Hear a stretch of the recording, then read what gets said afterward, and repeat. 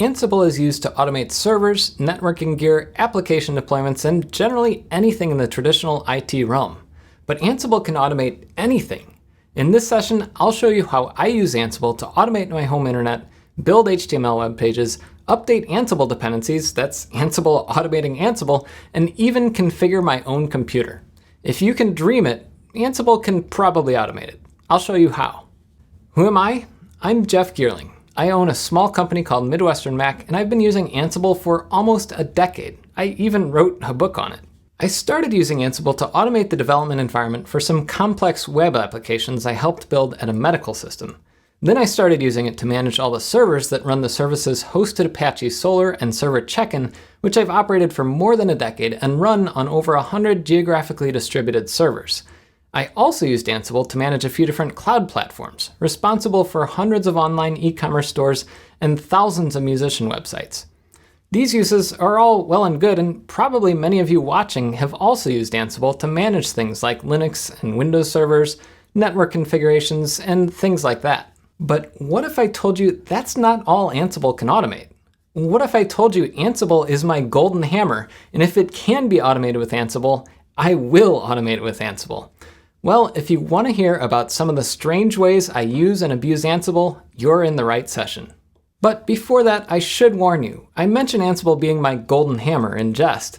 What I mean by that is I can sometimes use Ansible as my go-to tool in every aspect of IT automation, even in some places where it might not be the best fit. For example, if I need to build a web server, Ansible could technically do that, but is it a better choice than something like Apache, Nginx, or Caddy? Heck no. And I could use Ansible to set up networking between containers running on a large number of servers, but there are tools like Kubernetes and Docker Swarm that are better suited for that.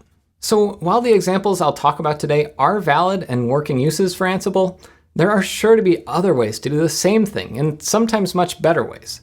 But that doesn't matter to me. What matters to me in this session is that you take away one lesson. If you know a tool well enough, and if that tool is good enough, you can and sometimes should use it for purposes outside of its intended scope. What do I mean? Well, I'll take one of the most common tools used by electricians, the hammer. Well, actually, this is a linesman's pliers. But heck, the tool is really sturdy, and if you're in a pinch on top of a ladder and you just need to jam in a small nail or perform a little percussive maintenance, it's not going to break the tool to use it as a hammer, and it'll save you some time and effort. So in the end, it's worth it, but if you find yourself regularly using a pair of pliers as a hammer, you should probably start thinking about finding a different tool to dedicate to that task, like a hammer. Alright, so to get started, I'll talk about a pretty tame use that's not too far outside Ansible's normal scope. If you've ever seen my YouTube channel, you know I love Raspberry Pis. I have a half-height network rack at home, and in that rack I run anywhere between 5 and 20 Raspberry Pis, depending on what kind of fun clustering projects I'm testing. I run Pis for home automation, network testing, environment monitoring, and lots of other things. But most of the time the Pis are pretty ephemeral. I set one up, do some project with it, or test out some new hardware, then I shut down the Pi and wipe it so I can use it on another project. But in the case of the Pis permanently installed in my network rack, I use them for internet connection monitoring, ad blocking, DNS, hosting a website, and backing up all the things digital in my life. And they're all managed with Ansible. In fact, if you browse through my GitHub, you'll find I have a ton of Raspberry Pi projects where I throw in an Ansible playbook to manage the installation and configuration of any required software to get the project done. I do this because I got tired of trying to manage a shell script or a bunch of one-off instructions to set up a Pi to do a specific task. And since Pis are just Linux computers running a flavor of Debian, Ansible integrates well. And it's easy to install Ansible on a Pi too if you want to have the Pis configure themselves. Since Python is the preferred language of the Pi ecosystem, you just need to install pip, then you can use pip to install Ansible, and bingo, run any playbook on the planet right from a Pi. Anyways, for the first Pi, I manage it using this project, Internet Pi. Let's take a deeper look at how it works and what I get out of it. For the Internet Pi project, I really wanted to put all the configuration for my home network setup, at least the parts that aren't connected straight to my router, which so far I can't automate with Ansible, into a Raspberry Pi. And so I use things like Pi-hole, which helps me to monitor requests over DNS and also block ads and block sites that I don't want people to access on my network. And it also gives me a local DNS server that's really simple and easy to set up. And I can back up this configuration. It's all running in Docker containers.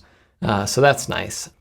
And that gives me the ability to have a nice local network layout that's easy for people to see, at least me, because I'm the one that manages the network and uses most of the services on it. But setting up things like cameras and things like that you can access with a human-friendly name instead of an IP address, or try to figure out what the local MDNS name is for it. That's a nice thing to have through Pi-hole. I also have Grafana and Prometheus set up through this playbook, and that allows me to do things like monitor my internet connection speed. You can see with my cable internet, I get about 900 megabits down and 40 up. Decent ping time, but I've seen better. And it can monitor uptime over the course of the day for different services. This can be useful for seeing if I can see the site, or even sometimes if one of these sites goes down, I can see when it's down through this graph, and giving me a good view of the latency between my computer and these different servers that it monitors.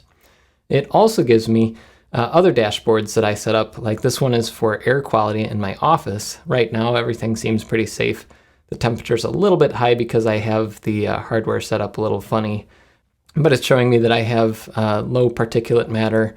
I have okay quality of air in terms of CO2 concentrations. And this has been helpful for me to see when certain levels of things like CO2 go too high, and it can cause issues if you are worried about your health and getting too much carbon dioxide and not enough oxygen. And when I'm talking a lot in here, sometimes when I'm recording these videos, I can notice that the CO2, if I don't have my ventilation on in my office for long enough, it goes up to 2,000, 3,000 parts per million. And that can actually affect your brain performance. So I have all these different dashboards set up, and the setup is really simple. You basically install Ansible on your Pi, or you can just run this playbook from your own computer like I did right here. And you install the collection requirements for this playbook, and you copy over a config file, an example config file with some example settings in it. You can enable or disable all the different features of the playbook, and you copy over the inventory file. And so for me, I have it connected from this computer to this Raspberry Pi, but if you're running it locally, you can do that. And the playbook is really simple. It sets up the Pi, it sets up Docker, and then it sets up all the different services that you want it to run on it. So this is one playbook where it's a little bit outside the norm. It's managing Docker containers, so a lot of the stuff that's actually happening on the server is through Docker, but Ansible orchestrates all of it, and it does it on a Raspberry Pi. You can run this on other computers too, but I built the whole thing so that you can run everything through a Raspberry Pi, and it's really convenient for monitoring and for setting up DNS and all those kind of things. The other Pis are managed with other Ansible playbooks. The one that hosts the website pydramble.com is managed using my Drupal Pi project. And the backup Pi, well, that's managed by Ansible, but I'm still working on a complete revamp of that project, and I'll be open sourcing my backup code and explaining my entire backup strategy later this year. Anyways, moving on from Raspberry Pis, I also sometimes use Ansible in a pinch when I need to build HTML for a website. It's totally against all that's holy, or so some say, but hey, Ansible has a reliable templating engine built right in, so why not? Using Jinja, I've built a number of one-off playbooks to quickly build a block of HTML where I need one. Take, for instance, my Ansible content website. I built a quick static site to track all the Ansible things I manage, roles, collections, playbooks, and even presentations like this one. I started writing Markdown by hand, but realized I had a lot of repetitive formatting. So the site is just basically a lot of HTML, and the majority of it is a set of tables. And tables, if you've ever dealt with HTML, are extremely repetitive and really boring to make and maintain. When you're using Markdown, it can be even a little more annoying because you don't have all the tags, and usually you don't have indentation and things like that. With Markdown tables, it's just a bunch of pipes.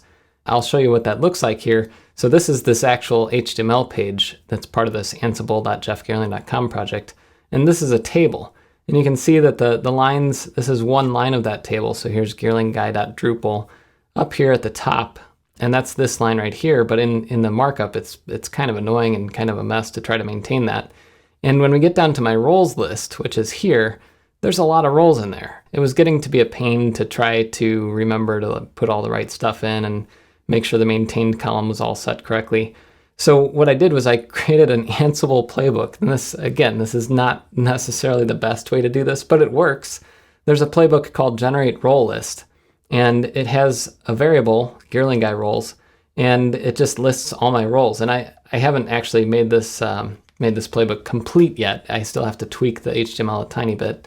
It basically takes this line template and puts in the role name where it needs to be so that it gets things like the link to the GitHub repository, the link and the status for the continuous integration testing, and a repository link here that's basically the same thing as over there, as well as the little maintained check. And like I said, I have to actually update this character, this HTML character, by hand right now. I need to actually add another level to this variable to make sure that I can do that automatically in the future. But basically, you run this playbook, and it goes through this list of variables, every single one of them, and it will create a file, just some raw HTML, or in this case, raw Markdown, that will turn into HTML.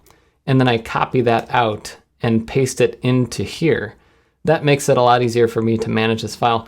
Now again, this isn't necessarily the best way to do HTML and to generate these templates. And eventually I'll probably put this into a little bit more of a formal system, but I needed a quick and dirty way to throw this page together, and I did it. And sometimes when you do it and it kind of works and you don't really want to spend another hour or two automating anymore, this ends up staying, and it's been there for over a year now, so we'll see how long it lasts.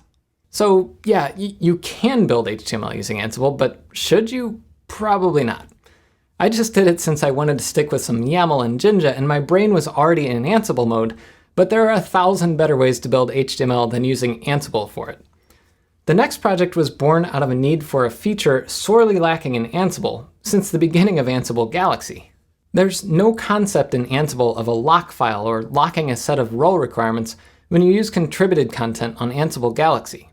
There is a requirements file, and you can install requirements using it, but right now there's still no way to have that file updated automatically, so everything in the file is at the latest version, and you can lock in a specific versioned set of collections or roles for a given project. You can individually update collections or roles using Ansible Galaxy Update or -- force, but you can't tell Ansible to magically update your requirements file if you specify exact versions in that file. With collections, now at least, you can specify version constraints, so you could say, give me the latest 3.x version, but you can't lock in a set of collection versions separately, and roles are even harder to manage that way. So I wrote this, the Ansible Requirements Updater. I think you can tell something about the state of my mind depending on the tone of the README file. In this case, it's a bit zany, probably written some late evening after kids were behaving poorly and had a late bedtime. Anyways, here's what it does. My motivation for building this particular playbook was that I manage a lot of requirements files that have roles, and I like to use specific versions of roles that I know work together and that I've tested and I have continuous integration set up for.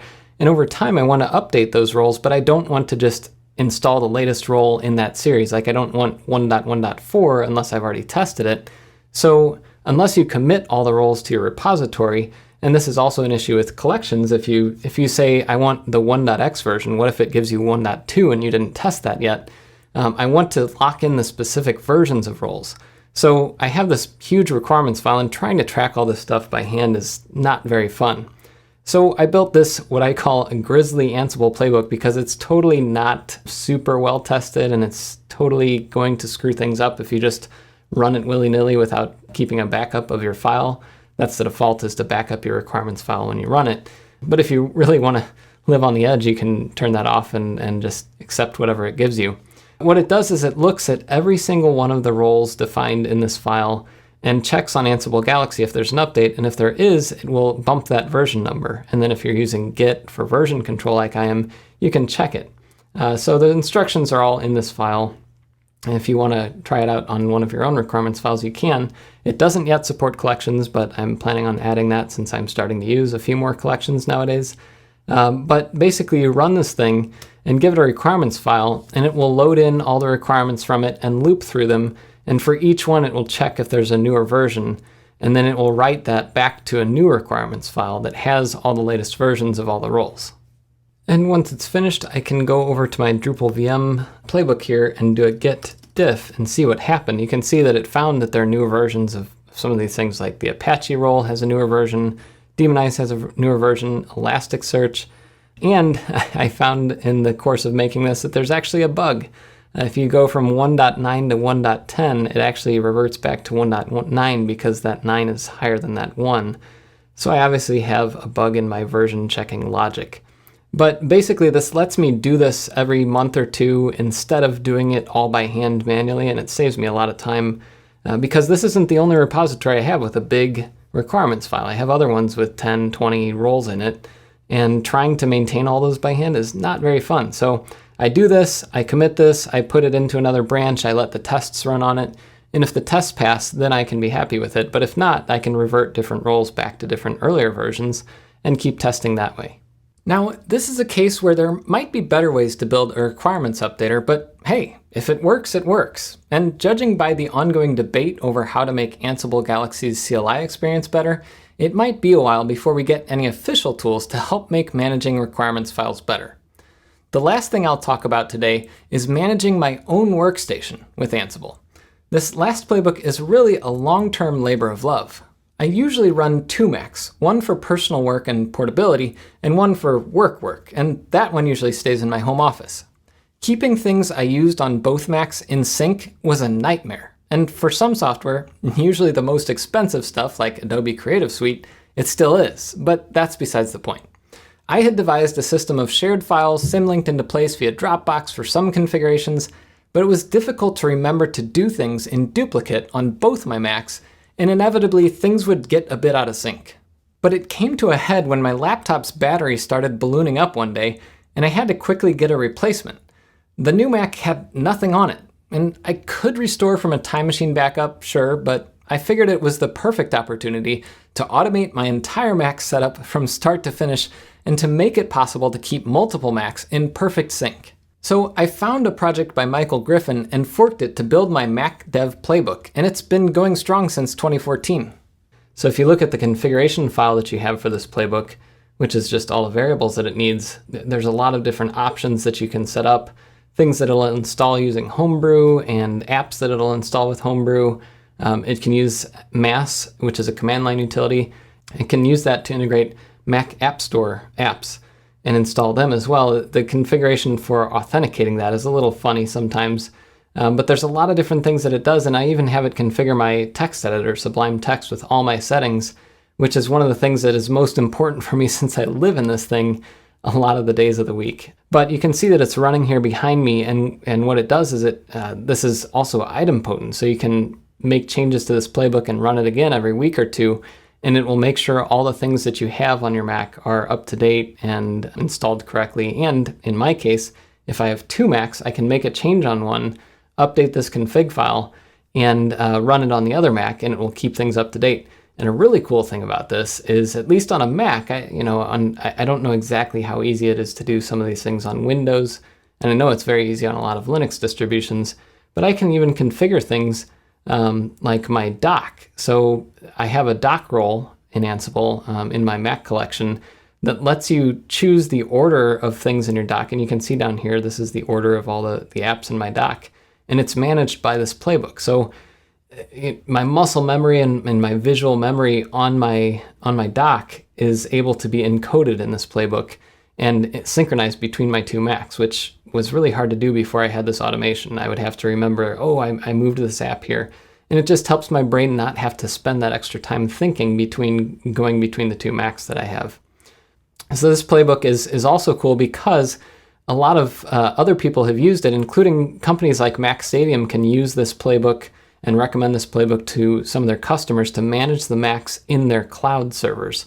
Not only virtualized Macs, but also Macs that are running inside their racks, dedicated Mac servers, Mac Pros and Mac Minis and things. And I've actually been running a Mac at Mac Stadium that's managed with this playbook to do some continuous integration for things that need to run on Mac hardware instead of Intel or something running Linux.